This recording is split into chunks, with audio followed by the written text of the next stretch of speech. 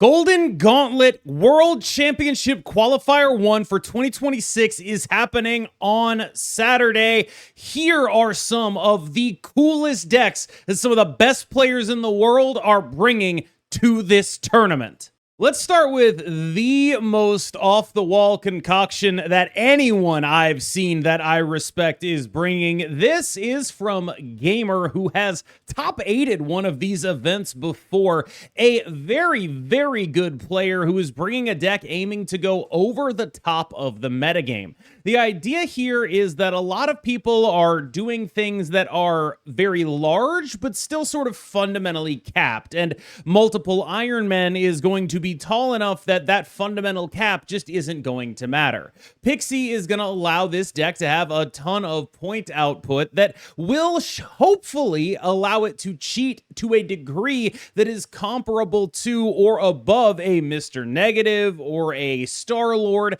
This is sort of a combo deck that is taking a different tack. It's saying, like, look, if your opponent is playing Fin Fang Foom, all my cards are zeros. If your opponent is playing Cosmic Ghost Rider, hopefully I can deploy all these cards on the final turn of the game and it won't particularly matter because they all get discounted. I get to move my cards around with things like Madam Web. I have a little bit of interaction in the form of a Deafening Chord. And of course, I have Iska, who is an incredible combo with an Iron Man. That is a big multiplier on what she is able to bring to a lane.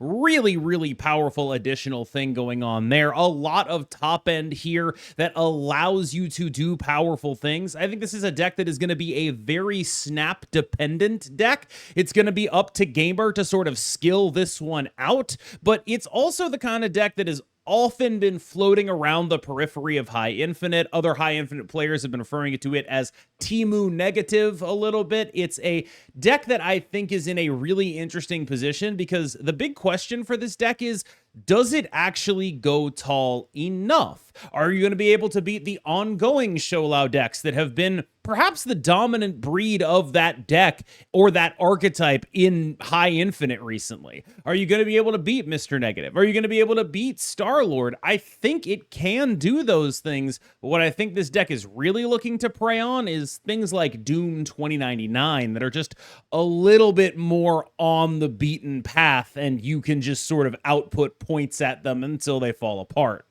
Next up is an Invisible Woman deck that is using Goose to prevent Cosmic Ghost Rider. Now, why Goose instead of Cosmo? Because it's a lot easier to get a Goose down earlier without messing up your combo curve. A lot of the time when you use a Cosmo, that is a space that something that would multiply, that 3 cost, is going to be pretty necessary for you to get there, right?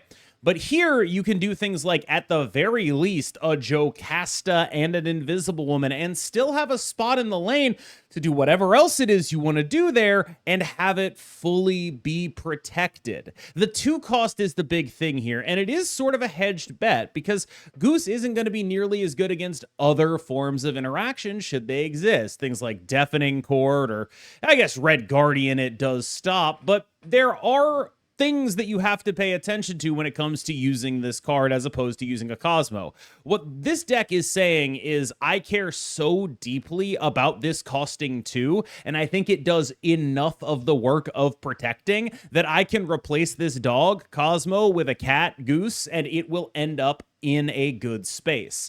I'm interested to see how this does, because frankly, going into this tournament, my read on Invisible Woman First Steps decks is that they are very level 1. There are sort of 2 decks that I expect to be like, this is level 1 of the tournament, and then there's going to be like 500 Shou-Lao decks. All of them are going to be different, but there's going to be a lot of them, right? And so level 1 of the tournament is like, you're doing Doom 2099, maybe with a Sandman, and you're doing Invisible Woman First Steps. That's sort of what I expect a lot of people to be like, oh yeah, maybe I'll do that, right? Like, that's just like a good thing to do. It's new, it's cool, it's interesting. I can see it, right? I think that these decks need to adapt in ways like this in order to make sure that they are not getting farmed by Cosmic Ghost Riders or not getting farmed by the Shou-Lao decks going taller. The big dynamic that I'm going to be looking for in this tournament is how Iska decks stack up to Shou-Lao decks, because I think it's actually pretty close when Shou-Lao isn't meaningfully interacting. If Shou-Lao starts interacting, that's one thing. But right now, it sort of feels like Shou-Lao is not dedicating a lot of space to interact with the Iska combo decks. If that does happen, I do think Shou-Lao can swing the matchup, but Shou-Lao has a lot of other things to take into account right now. So that face-off is going to be probably the most important thing that happens in this tournament, determining how the meta is going to look going forward. I think that this is a really interesting space for this deck to be in, and it is by far my favorite build of the Invisible Woman stuff because it is willing to respect the other deck that I expect to be pretty level 1, Doom 2099, and the Cosmic Ghost Rider that comes along with it. Another thing that Goose adds here is that if you can count on Iska to win a lane, you can use the Goose to make sure that your Thena is going to win another one. Something that happens in this deck reasonably enough is that you have the Iska who's going to win a lane, but they can win your lane with that the other card you play on the final turn goes in. It's like a Thena or a Havoc. Maybe you don't have your full combo. And it's like, okay, that's like, 12 points or whatever. And you're like, okay, that's good, but it's still losable. Goose makes it a lot harder to lose a lane with 12 points additionally being added to it on the final turn of the game.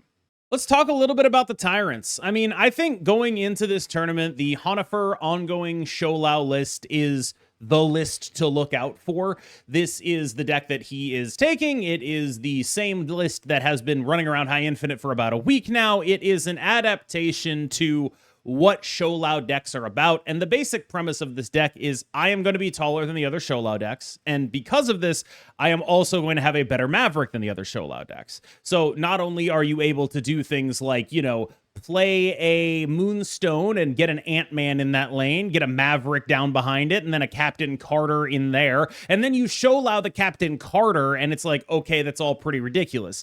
There are a couple of cards that are needed to make that happen. Surge and, of course, the Hope Summers are pretty important if you want to do your real nutso draws. Often you're going to be choosing between doing like a good Shou-Lao Maverick and like a Captain Carter kind of thing. But what this deck has that other Shou-Lao decks lack is the ability to just be like, here is 60 power in a lane.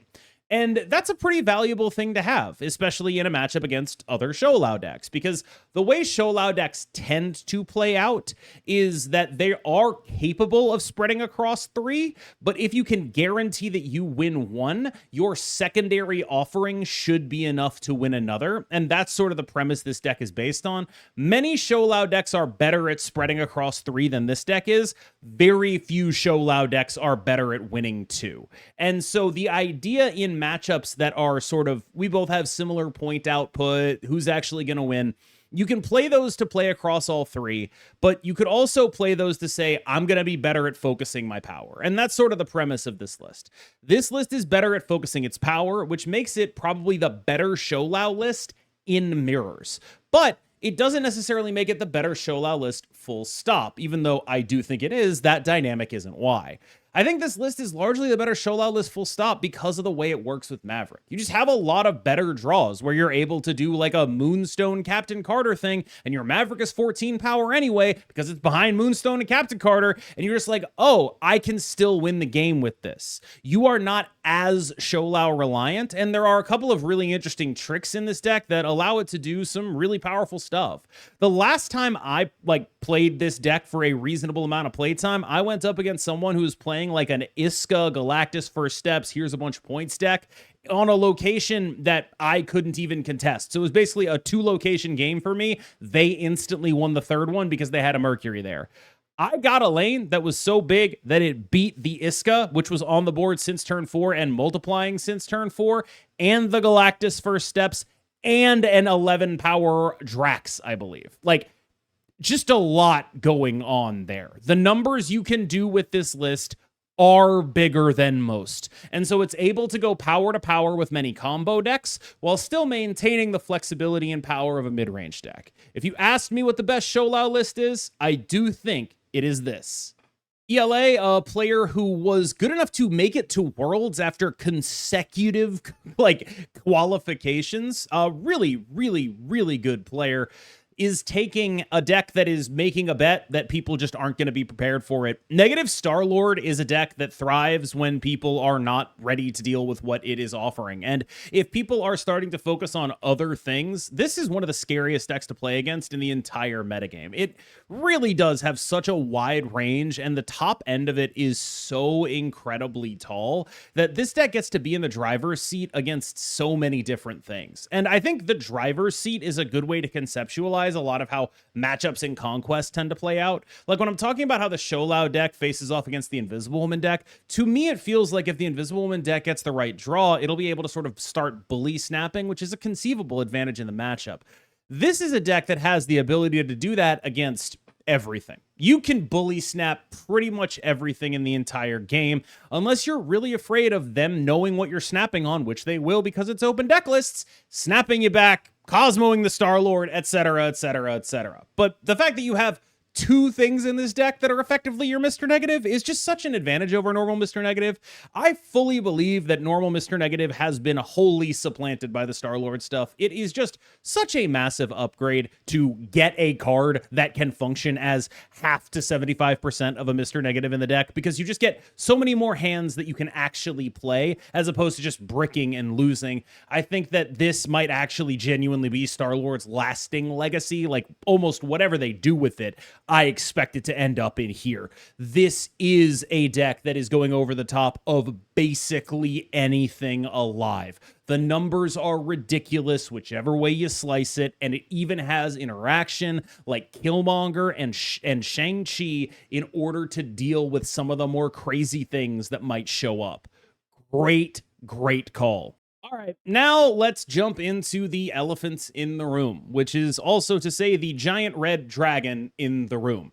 While I do think this metagame is relatively open, a lot of what the opening is a bunch of different Shou-Lao decks. And I was surprised by the diversity within Shou-Lao decks that I have to show to you today. A lot of different people are bringing a lot of different Shou-Lao decks. Iris and Cougar work together to try to make the Batroc version of Shou-Lao work better into the ongoing version of Shou-Lao by playing Super Adaptoid to demand that the Maverick actually be protected by Cosmo if they want to get the value out of it, which makes it a decent amount harder to go for the lines where you are Moonstone and Captain Cartering and Mavericking. Just a big stress on your energy. Still can happen, but it does force a certain play pattern. Now, this is still a very strong deck, but the biggest worry I think this deck has is, A, Doom 2099 is a deck I expect to be relatively popular, and they all tend to play Mercury, and B, the other thing this deck has that is a little bit awkward going against it is that I think it loses the heads up to the ongoing Shou-Lao list. So this list is looking to solve that problem. Let's solve the ongoing Shou-Lao problem, and we'll solve the Doom 2099 deck by just being a deck that has Shou-Lao in it, right? Like, that's sort of the premise here, where it's like, okay, you know, we get Mercuried, but like, I don't really care. I get a 15 Shou-Lao and I multiply that by 2 because Maverick is a ridiculous card, and it's like, yeah, whatever. I'll be able to go taller in 2 lanes anyway. It's probably fine. That's sort of the idea here, but it is going to be the kind of thing that is skill testing. Cougar, of course, has won one of these events. Iris has spent like the entirety of last month at rank 1. These are two incredibly good players who worked on this list together. I'm really interested to see how it shapes up.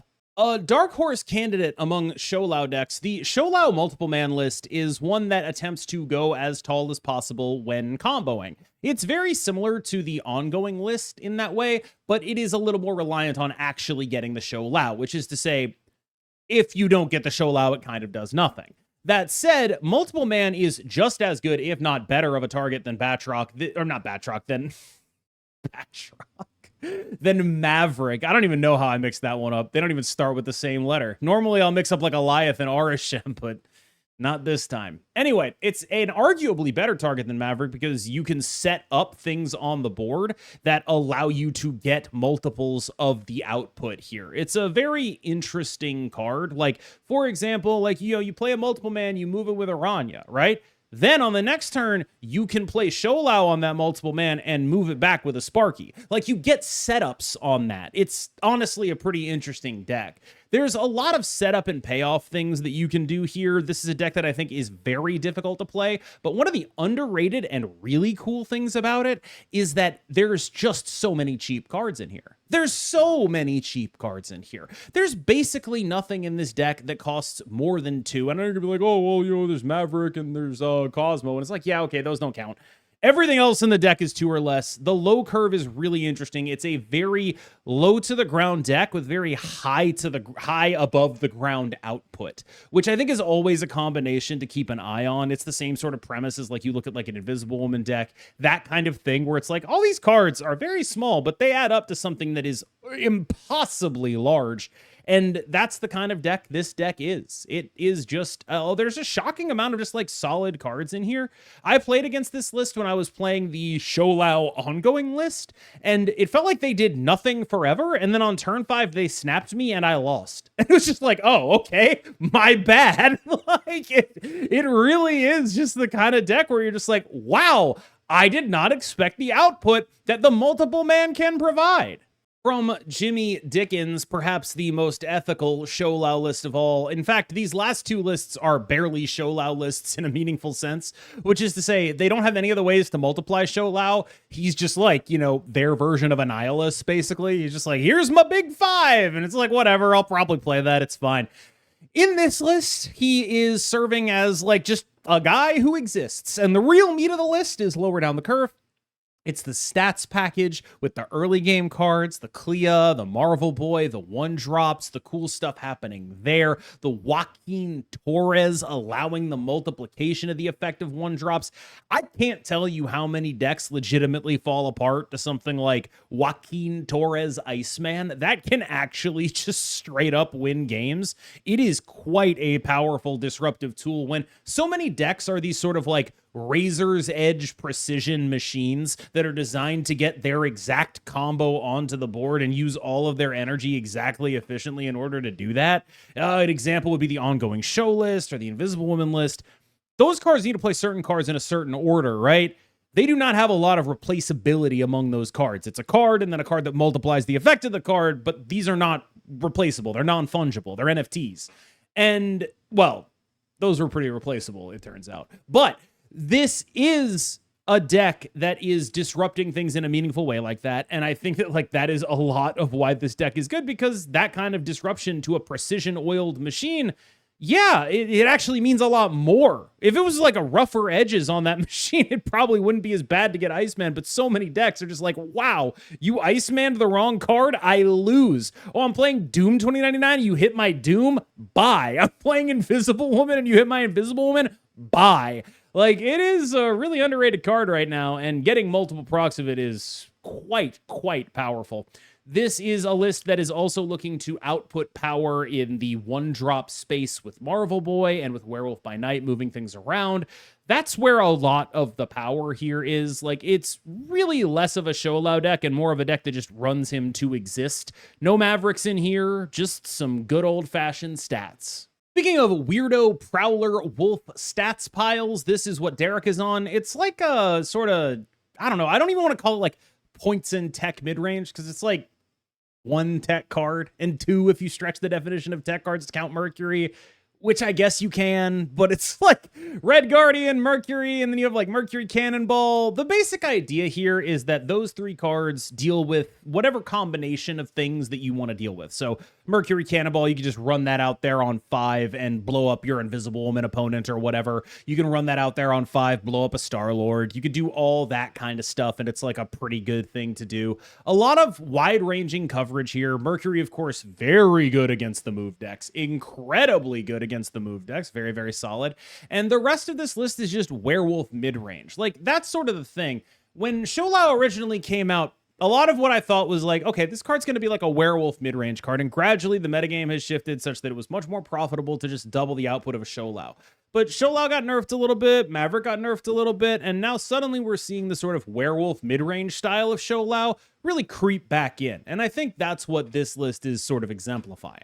All right, y'all, I recorded this about 20 to 30 minutes before the deck lists were finally submitted. It'll go public about when the deck lists are fully locked in. So hopefully there won't be any problems on that end. Thank you to everyone who watched. As always, I've been KMBest. You've been phenomenal. And yeah, thank you for waiting an extra 30 minutes here. I didn't want to put this video out before, I didn't want to like cause anyone who was like submitting their deck list to my channel like undue worry about like, hey, your deck was on KM's video, so I brought a deck that beat it. So we had to wait until after deck list submissions were locked to go public. Thank you so much. Really appreciate it. Make sure you check out Golden Gauntlet on Saturday. I'll be commentating the top cut. Hope you enjoy that as well. Should be over on the Marvel Snap Twitch. I think, hopefully, they'll have some special drops for it as well. As usual, I've been KMBest. You've been phenomenal, and I will see you in the next one.